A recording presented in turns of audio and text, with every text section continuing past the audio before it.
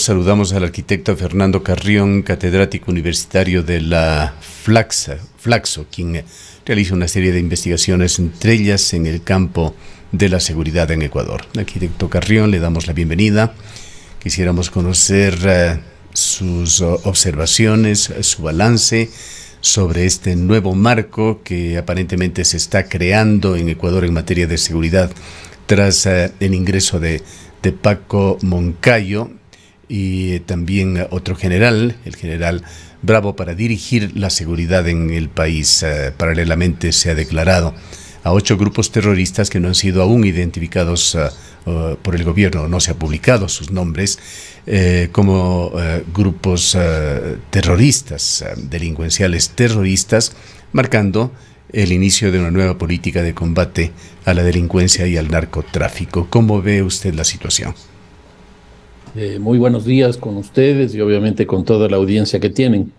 Sí, la semana que estamos por concluir ha tenido estos dos hechos que marcan un nuevo rumbo dentro de la política de la seguridad del gobierno. El uno, pues el reemplazo dentro de la Secretaría de Seguridad de Diego Ordóñez, un civil, por Wagner Bravo, un militar retirado, para que asuma esa representación. Y además el ingreso de Paco Moncayo como asesor en el ámbito de seguridad. Eso por un lado. Y por otro lado, efectivamente, como usted señala, una definición explícita que el COSEPE tomó respecto de enfrentar ahora desde la perspectiva de lo que significa el terrorismo, que tiene, su marco jurídico explícito en el COTAD, y que, pretende controlar la violencia desde esta perspectiva. Se ha dicho, como justificativo para esto, de que la delincuencia ha ido un paso más allá y que se ha constituido en una amenaza que atenta contra los elementos estructurales del Estado. Realmente la situación de violencia se ha incrementado, es evidente, los índices así lo señalan, cifras nunca vistas en muertes violentas por cada 100.000 habitantes de Ecuador, comparado con las ciudades más peligrosas del mundo. ¿Cuál es su evaluación sobre el punto concreto de declarar a estas bandas de delincuencia y narcotráfico como terroristas y consecuentemente con esto permitir que el ejército intervenga en el combate a las mismas? Bueno, yo creo que aquí lo que se produce es un cambio de política y un cambio de actores de forma explícita. De política en el sentido de que hoy día ya no es, con esta declaración, la seguridad ciudadana el tema principal de las políticas del Estado. ¿Por qué? Porque la seguridad ciudadana básicamente lo que tiene que velar es por las relaciones interpersonales, por la convivencia, por robos, hurtos, asesinatos, etcétera, o mercados ilegales. Y eso tenía como actor principal la policía.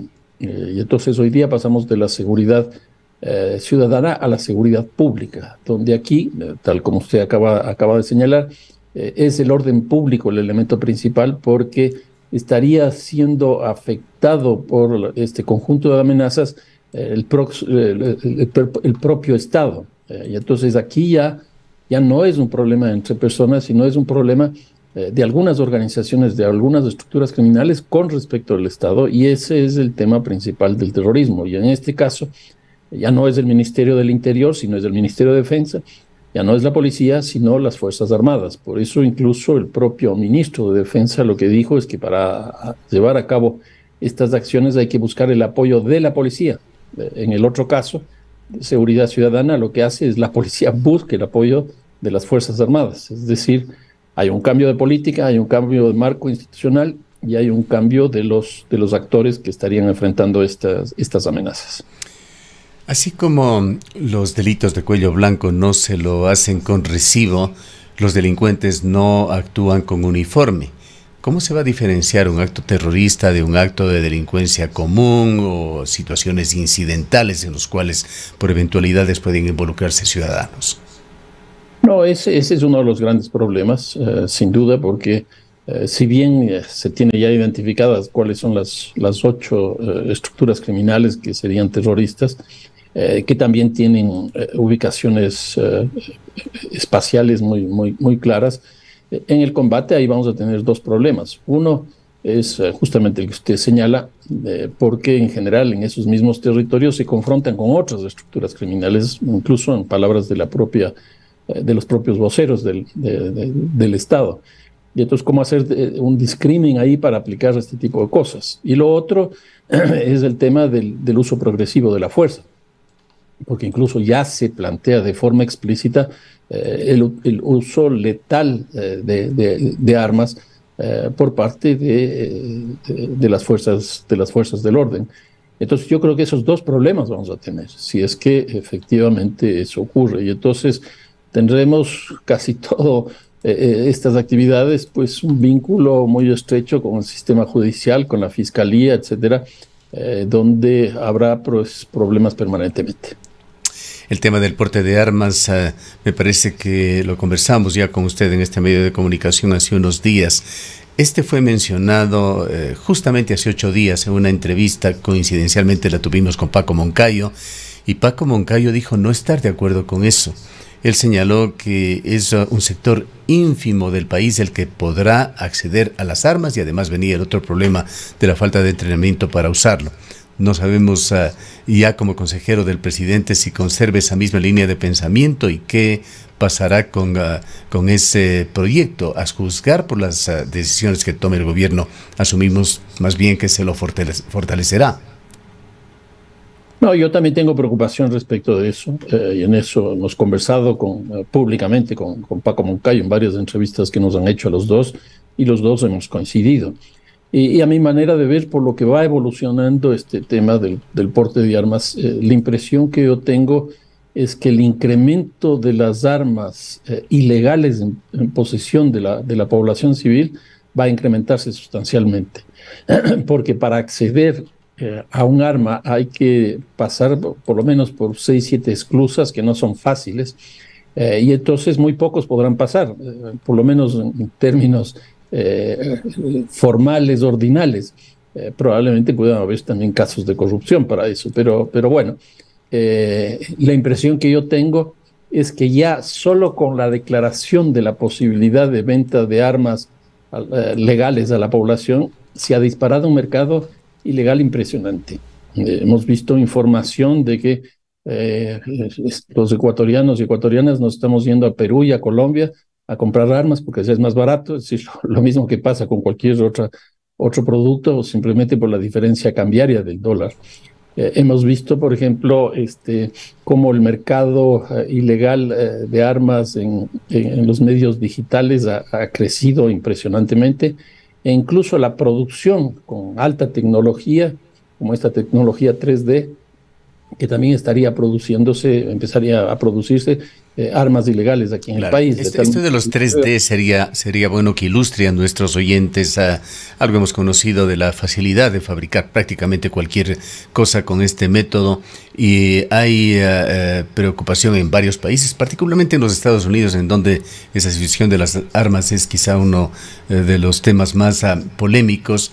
Se convirtió ya en una verdadera amenaza a la sociedad la fabricación de estas armas 3D por la enorme proliferación.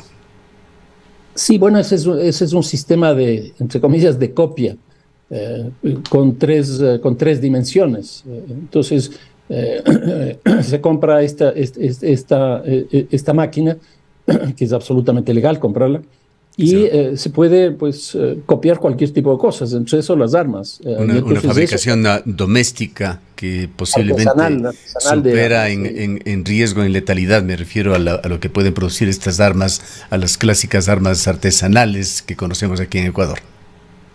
Claro, porque lo que nosotros hemos producido son armas que las denominan hechizas, que tienen muchos problemas de fabricación y de calidad de las mismas, que producen muchos accidentes. En cambio, esta tecnología es mucho más eficiente, más rápida y puede producir las armas que se quiera. Y de hecho da la impresión que eso ya está funcionando. Entonces, Se vislumbra un Ecuador más armado. ¿Esto va a aportar a la seguridad o va a convertirnos en un país más peligroso? mucho más peligroso. A ver, los datos que yo tengo este rato, hay más o menos, o sea, se triplicó la población, el número de armas legales entre el 21 y el 22, entre los 2 años. Pero a fines del 22 se estimaba que en el Ecuador habían 200.000 armas. Si esto es así, ¿qué es lo que yo avisoro que podría estar pasando en este año? Que llegaremos a 200.000 armas legales con todos estos procesos que se están estableciendo y probablemente a 500.000 armas ilegales, es decir, la proporción será de 1 a 5. Porque esa es la lógica del funcionamiento de cualquier sector de la economía en nuestro país. Hay una lógica de mercado formal y mercado informal. Y en este caso de las armas no puede ser la excepción. Ahora, se han producido varias marchas en el país con respecto a la seguridad. Varias ciudades lo han hecho. Ambato el día de ayer marchó exigiendo mayor seguridad. Aquí en la ciudad de Cuenca se han dado dos importantes marchas bastante masivas. Una por la vialidad y el día de ayer pobladores de las zonas rurales hicieron presencia en Cuenca para reclamar contra robos y extorsiones en la ruralidad. Esto vino precedida también a lo largo de 2 semanas por marchas de distintos barrios, tanto urbanos como rurales de la ciudad de Cuenca. ¿Cuál es la respuesta más adecuada que debería darse a la población que realmente está reflejando su preocupación por la violencia? La impresión que yo tengo es que estas marchas blancas, como generalmente se las denomina, están en un proceso de crecimiento muy fuerte, porque la ciudadanía está siendo victimizada con las extorsiones, estas vacunas, también los robos y hurtos y también los asesinatos. Y ahora también no se puede desconocer los hechos terroristas, como estos cochebombas, asesinato a policías, bombas en las UPC, etcétera. Y entonces eso está levantando a la población para exigir que haya una política de seguridad mucho más eficiente. Y por otro lado también para manifestarse frente a las estructuras criminales. Es decir, nosotros estamos aquí y como el Estado no logra resolver esos problemas, nosotros vamos a justiciar. Ya se ha vuelto una consigna pues como un ladrón tomado preso, ladrón ajusticiado. Y ya está pasando eso. Nosotros ya vemos constantemente cómo a estas personas que les toman presos les golpean, les torturan, les prenden gasolina, incluso en algunos casos ya han habido muertos. Entonces me da la impresión que es una reacción natural, llamémoslo así, frente a la falta de respuestas positivas en términos de bajar la violencia. Nosotros en Quito también hemos tenido en esta semana, siquiera unas 3 o 4 de estas, todavía localizadas en barrios específicos, pero ya se siente un fervor ciudadano que está demandando esto. Y lo de Cuenca me parece que es, bueno, ya es más masivo, no está localizado en un barrio, sino ya es una expresión de ciudad. Y eso ya está ocurriendo en algunas otras ciudades más del país. Hay términos que están siendo frecuentemente utilizados y es importante aclarar de alguna manera el léxico. Nosotros entendemos que un arma por su naturaleza o cualquier arma puede llegar a ser letal, pero las declaraciones de funcionarios públicos, de los encargados actualmente de la seguridad, han hablado de que se utilizarán armas letales. Esto se dijo incluso en la declaración oficial del COSEPE. ¿A qué se refieren con esto de las armas letales? No, esto tiene mucho más que ver con Fuerzas Armadas, porque en el caso de la policía se supone que son armas de disuasión, que pueden producir muerte, sí, que producen muerte también. Pero se supone que el arma que tiene un policía es de disuasión. El arma que tiene un militar es de otro tipo, es de guerra. Por eso es que la doctrina de la policía es muy distinta a la doctrina de las Fuerzas Armadas. Y el gran cambio que se estaría produciendo es lo que decía yo hace un momento, de seguridad ciudadana a seguridad pública, donde en este segundo caso el tema central es del orden público, es el de blindarse frente a las amenazas que tiene el Estado. Entonces son dos ópticas totalmente distintas, claramente.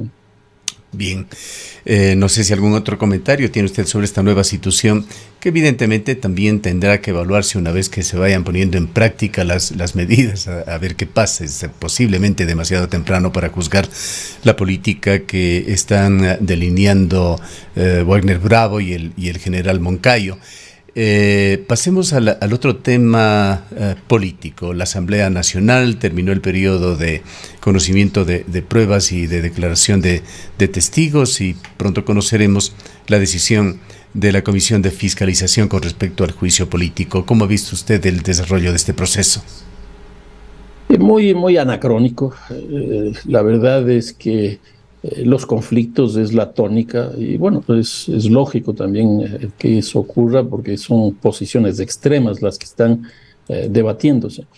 Pero la impresión que yo tengo es que va perdiendo interés en la población, en la ciudadanía, porque primero no se conoce muy claramente esta lógica de este proceso del juicio político, y luego la gente ya está cansada de estas confrontaciones. Incluso lo que se ve claramente son cambios de camisetas de un lado y de otro, posiciones de interpelantes que tampoco se ven claras, de los defensores tampoco. Y entonces la impresión es que ha ido perdiendo audiencia, los rating, porque se va agotando esto. Y todavía tenemos, en principio, hasta el 18 de mayo. Y entonces probablemente vamos a llegar en una situación donde sea un tema, bueno, posteriormente yo creo que al final subirá de tono cuando pase al Parlamento, pero ahora hay 10 días para este informe y me da la impresión que a la ciudadanía ya esta cosa prácticamente ya no le interesa, porque está pensando en la sobrevivencia, porque está pensando en la comida, está pensando en el trabajo, etcétera. Y todo esto es impresionante. La última encuesta que yo vi respecto de la credibilidad de la Asamblea es del 6%. O sea, ya nadie cree en la Asamblea, o la Asamblea está actuando al margen del país, porque el 94% ve que las cosas que están haciendo no les resuelven sus problemas, no responden a sus necesidades. Entonces yo creo que la Asamblea ha caído en un vacío, pero muy complejo. A pesar de que la situación en esencia no ha cambiado, si es que llega, como es lo más probable, que la Comisión de Fiscalización dé su informe en el sentido de que debe ir el juicio político, estamos en manos de 92 legisladores, y vendrá una situación muy compleja para el país si el presidente Lasso es destituido. Si es que no es destituido, otro escenario que no deja aún de ser complejo, pero esta situación va afectando al país en todos los órdenes. El riesgo país continúa bordeando los 2.000 puntos. Sí, la propia Asamblea mismo, porque ahora en la Asamblea están dos cuestiones que son absolutamente claves. La una es la renovación de las autoridades, que eso implica el cambio de presidente, vicepresidentes de la Asamblea, y por otro lado todas las comisiones. Entonces, este rato la Asamblea está en ese debate. Y la segunda cosa es el juicio político al presidente, que yo creo que uno y otro están este rato contaminados. Entonces eso hace que la cosa sea muy difícil. ¿Cuáles son los escenarios frente al juicio político? Pues básicamente yo veo tres. Uno primero es que el presidente se quede y tendrá que hacer un relanceamiento de su propuesta, generando acuerdos, que supongo que esa puede ser la base para que él se quede, generando acuerdos con fuerzas políticas más que con personas, porque si es que han logrado negociar su estabilidad, su mantenimiento en el gobierno, eso supondría, me da la impresión, negociar algunos puestos dentro del gobierno, y eso implica una política de alianzas que habrá que ver en qué términos está. Entonces, si no hace un relanzamiento, pues seguiremos con esta debilidad. La segunda es que salga y entrará el vicepresidente con la misma correlación de fuerzas, pero con una diferencia adicional de que es un gobierno interino, y entonces tiene que ser básicamente de transición, Habrá que ver si es que él tiene operadores que le ayuden a funcionar en los respectivos ministerios, los vínculos con otros sectores, etcétera. La impresión que yo tengo es que políticamente pues él no ha tenido una presencia significativa en estos 2 años. Y la tercera es la muerte cruzada, que eso significaría tener primero un proceso electoral que mantendrá o cambiará las autoridades, pero eso no baja de unos, no sé, 7, 8, 9 meses de una gran inestabilidad, mayor todavía de la que tenemos.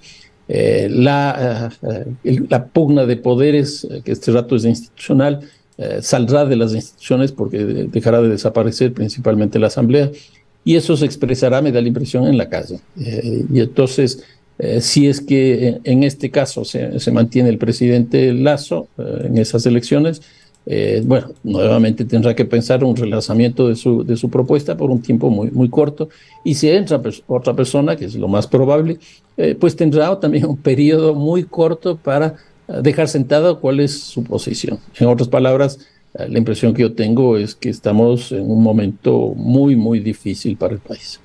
Hablando de las fuerzas políticas, el día de hoy se realizarán elecciones para elegir a los dirigentes de Pachakutik, que es la segunda fuerza política en la Asamblea Nacional. ¿Qué importancia le ve usted a este tema cuando allí en Pachakutik se están también definiendo predominancias entre 2 sectores, uno muy cercano a Leonidas Issa, otro de la misma línea que ha venido gobernando con el señor Santi y con Cecilia Velázquez? Ha habido declaraciones polémicas, muchísimos comentarios sobre negociaciones de Pachakutik por motivo del juicio político o de las elecciones que se aproximan también ya en la Asamblea Nacional.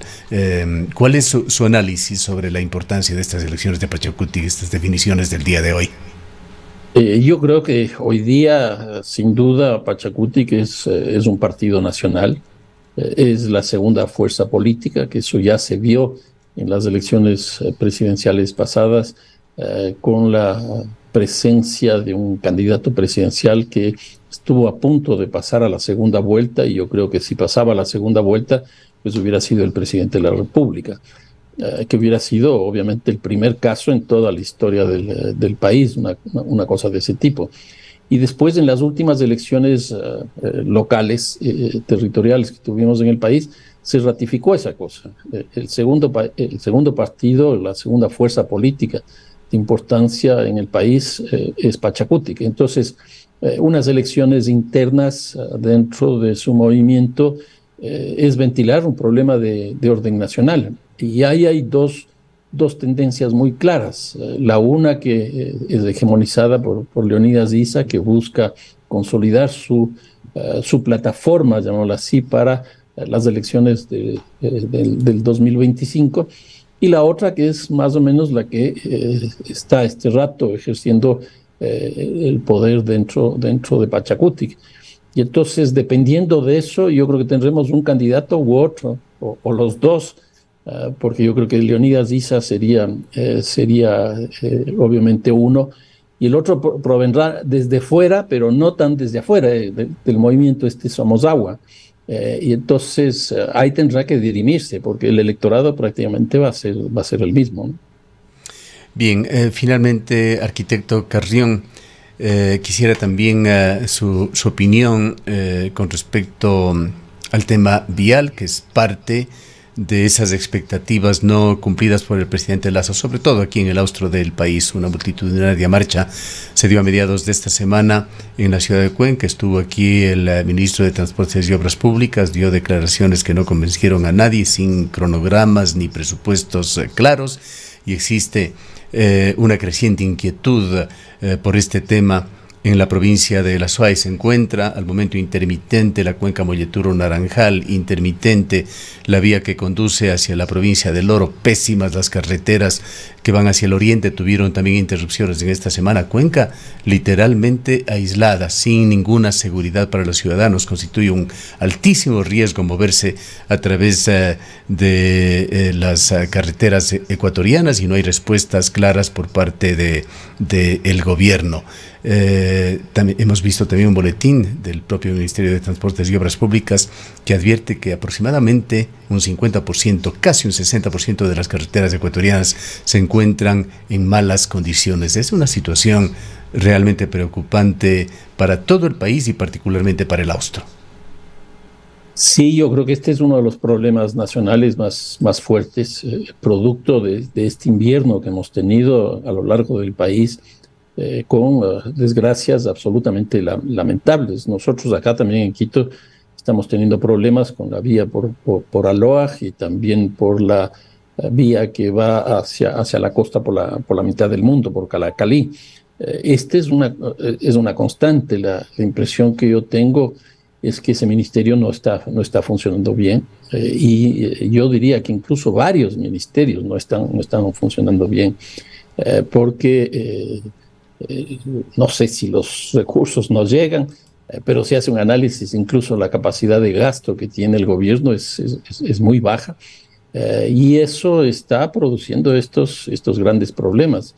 Yo creo que el país de este rato está constituido en una especie de mosaico de espacios discontinuos. Y claro, en esa perspectiva hay otros territorios que históricamente han tenido estos problemas, como el caso del Austro. Y entonces yo sí creo que aquí el presidente debería plantear con urgencia pues, que se logre algo de eficiencia en sus ministerios.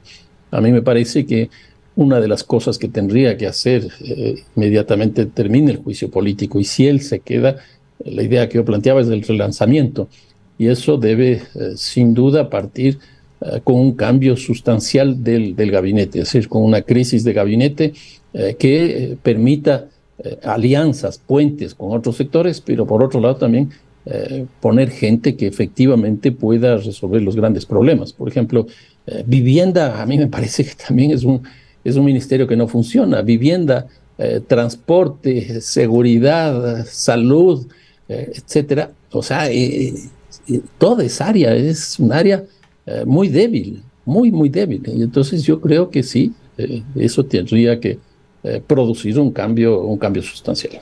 En salud tenemos una cifra que históricamente es la más baja en los últimas décadas en Ecuador en vacunación infantil, por ejemplo. Solo un 18% de los niños ecuatorianos se encuentran vacunados contra las 3 principales enfermedades. Una situación realmente preocupante del país. Sí, claro, es lo que digo, ¿no? Me parece que esos ministerios, llamémoslo así, del Frente Social no están funcionando. Está transporte, está vivienda, está educación, está salud, y si eso no funciona, pues lo que ocurre es que todo el gobierno no funciona, porque esa es la expresión principal de su vínculo con la sociedad. Bien, le agradecemos mucho por habernos acompañado. No, muchísimas gracias a ustedes. Declaraciones del arquitecto Fernando Carrión, profesor e investigador de la Flaxo. Son las 7:50.